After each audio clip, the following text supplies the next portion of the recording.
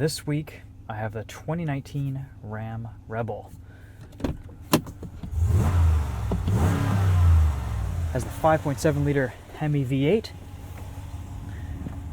and it looks badass. We have some snow here where we can take it mildly off-road, but I'm really curious to see how this truck handles and what its road manners are like on the street. Lots of options on this Ram. Works out to be about a $60,000 truck. We have spray-in bed liner, a rack with some LED lights on top, really aggressive Goodyear Wrangler off-road tires. They're pretty good in deep snow, not so great in the ice. Make a little bit of noise on the road. It's kind of a distant, faint hum. Not too bad for how aggressive of a tread they are.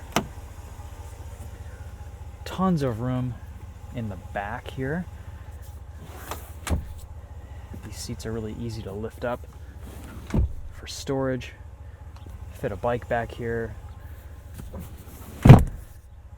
Nice practical layout, very roomy, very luxurious with all the leather and rubber materials. You definitely feel like you're in something special. In this Rebel, you have lots of USB charge ports as well as a plug outlet.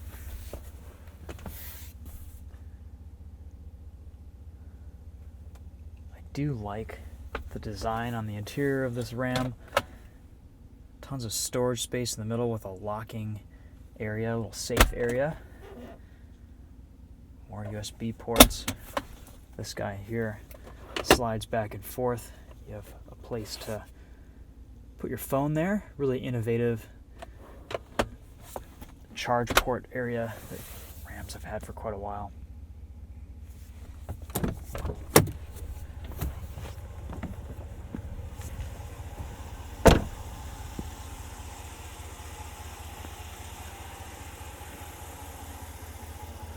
Really cool looking aggressive hood. The vents are just, I think they're pretty much just for show, but while we're at it, let me show you the engine bay.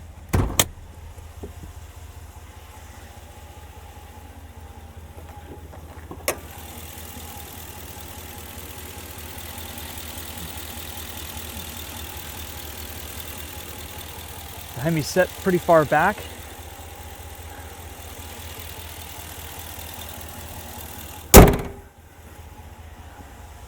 And then something I just learned about these trucks earlier this year, you can flip these mirrors out for towing.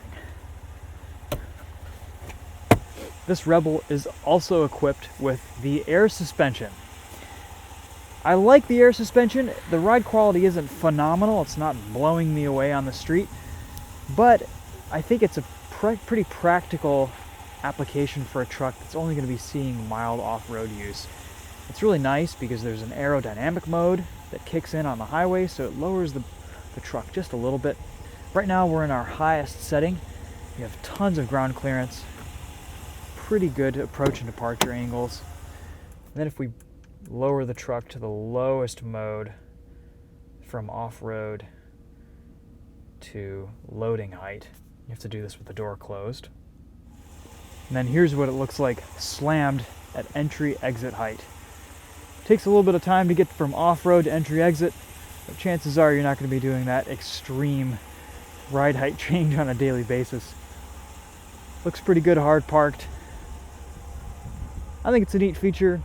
Who knows what the reliability and longevity of the air suspension will be. Any owners who have Rams already with air suspension, feel free to pipe in and give your ownership experience. All right, let's take this thing for a drive. All right, so showing you guys the reverse camera. Pretty nice, sharp display. You have rotating lines.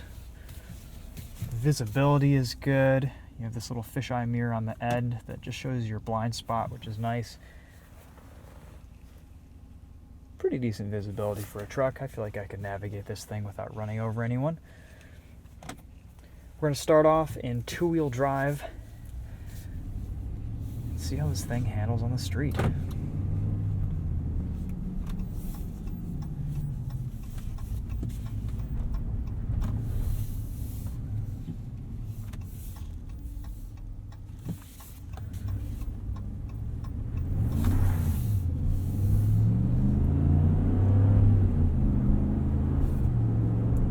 put it in a tow haul mode just for the purposes of this video. Get a little bit more gear holding and throttle response.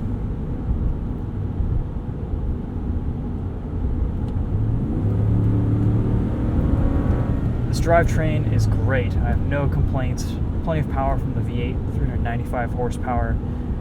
The transmission shifts really well. It's very responsive. It does a good job doing its thing. It's been a while since we've done any brake tests. Let's throw one in here just for fun from 60 miles an hour.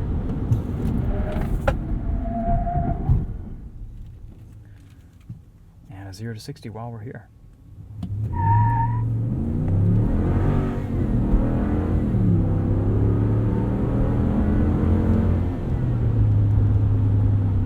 This truck is pretty quick. Feels good on the street. Definitely not lacking in power. I feel though, I've always felt this way about the Rebel, is that it could use a little bit more volume. I want some more exhaust note. I know you can get an aftermarket exhaust. I know you can probably get something from Ram or Mopar.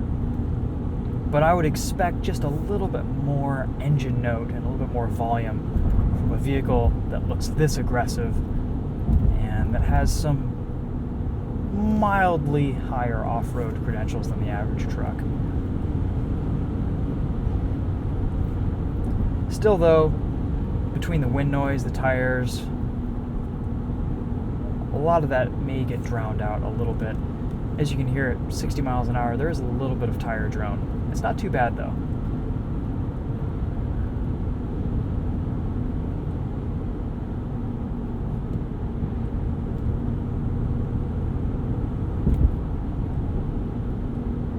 The ride in this is a little bit busy. One thing I noticed is that the tire pressures are set pretty high in this truck from factory. So right off the bat, I got this with 53, 54 PSI up front and 43, 44 in the rears. Those seem pretty high, but that's what the manufacturer recommends, and I'm sure that contributes a little bit to a stiffer ride.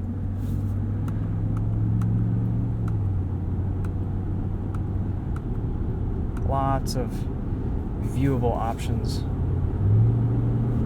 in the display here. You can see just about everything. Coolant temp, trans temp, oil temperature, oil pressure.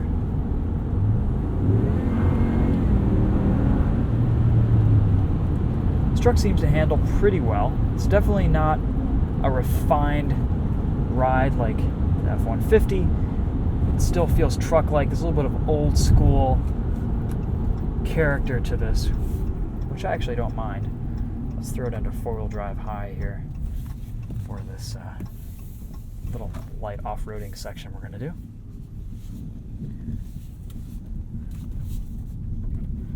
Gets through the snow pretty well.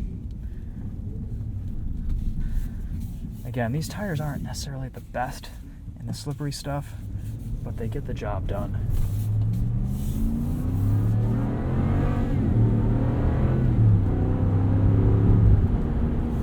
No four-wheel drive auto in the Rebel. Ram says that customers don't mind that. They just want their two-wheel drive and four-wheel drive, and they don't miss that automatic transfer case, which I think is probably fine. It does the job.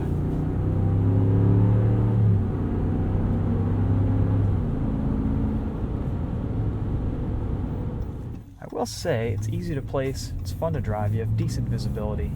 This hood looks really pretty badass from the driver's seat. You've got all these vents, even though they're non-functional, but that's okay.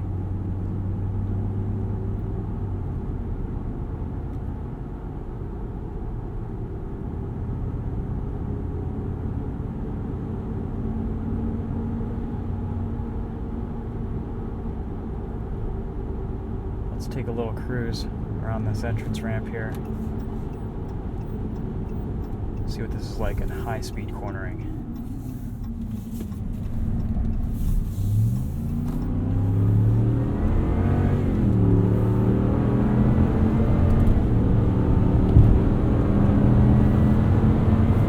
Feels pretty good. Hunkers down.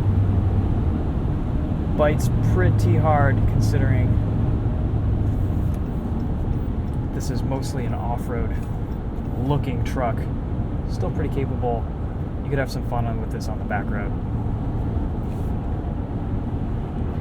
I haven't really had this too long. I've only been driving this for about a day, so I can't really comment on fuel mileage. I assume it's pretty dismal. As I always say, just check out fuely.com or something for the most accurate real-world mileage on what people are actually getting in their trucks. Car and Driver is also a really good resource. I assume it's somewhere in the mid-teens, and if you're doing more highway driving, you can probably expect 17 to 20 miles to the gallon. Luckily, it takes regular fuel. You don't have to load it with the expensive stuff. No need to put premium in this.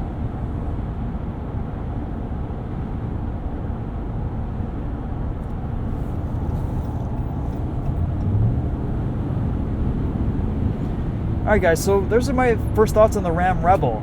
Let me know if you have any questions in the comments. I'm also going to be doing a POV night drive on this truck. And maybe we'll find a little snowy parking lot and do a little bit of hooning in that video too. We'll see. Right now, I've noticed that in two-wheel drive, you can't disable stability control, but in 4 high, you can. You can have a little bit of fun with this truck.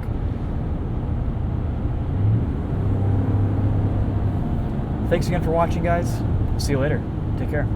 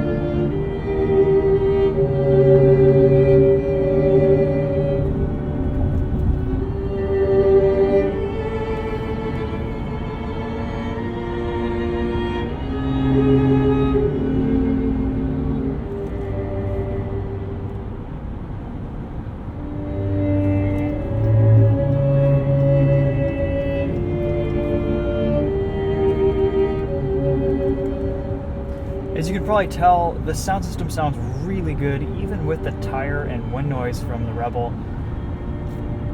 Really powerful speakers, nice and clear. Nice quality Alpine system.